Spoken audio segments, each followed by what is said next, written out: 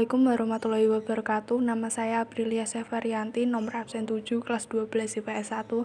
Saya akan mempresentasikan tentang perempuan pejuang. Kalau hanya karena adanya darah bangsawan mengalir dalam tubuhku sehingga saya harus meninggalkan partaiku dan berhenti melakukan gerakanku, irislah dadaku dan keluarkanlah darah bangsawan itu dari dalam tubuhku, supaya Datu dan Hadat tidak terhina kalau saya diperlakukan tidak sepantasnya. Opu Daeng Risaju, Ketua PSII Palopo 1930.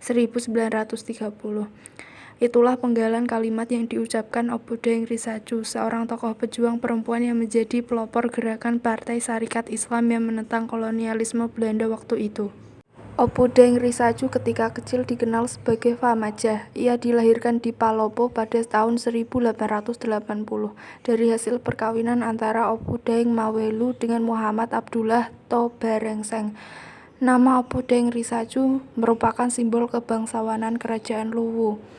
Opu mendapat gelar ini ketika ia sudah menikah dengan suaminya, Haji Muhammad Daud. Pada tahun 1927, Opu memulai karir organisasi politik dengan menjadi anggota Partai Sarekat Islam Indonesia, PSII Cabang Parepare. Dari keaktifannya sebagai anggota, Opu kemudian terpilih sebagai Ketua PSII Wilayah Tanah Luwu Daerah Palopo pada tanggal 14 Januari 1930. Dalam masa kepemimpinannya di PSII, Opu berjuang dengan agama sebagai landasannya. Karena perjuangannya, ia mendapat simpati dan dukungan yang besar dari rakyat. Karena dukungan dari rakyat yang sangat besar, pihak Belanda mulai menahan Opu agar tidak melanjutkan perjuangannya di PSII. Pihak Belanda yang bekerja sama dengan Controller Afdeling Masamba menganggap Opu menghasut rakyat dan melakukan tindakan provolatif agar rakyat tidak lagi percaya kepada pemerintah. Akhirnya Opu diadili dan dicabut gelar kebangsawanannya.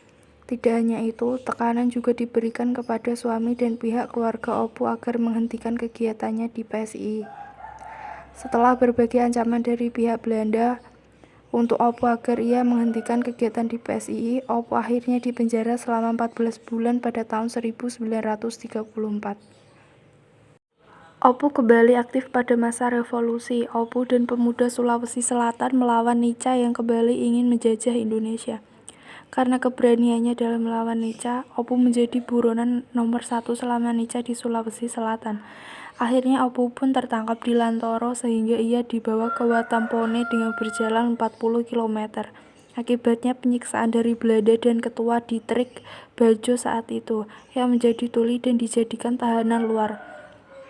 Opu wafat pada tanggal 10 Januari 1964. Ia dimakamkan di perkuburan Raja-Raja Lokowe di Palopo.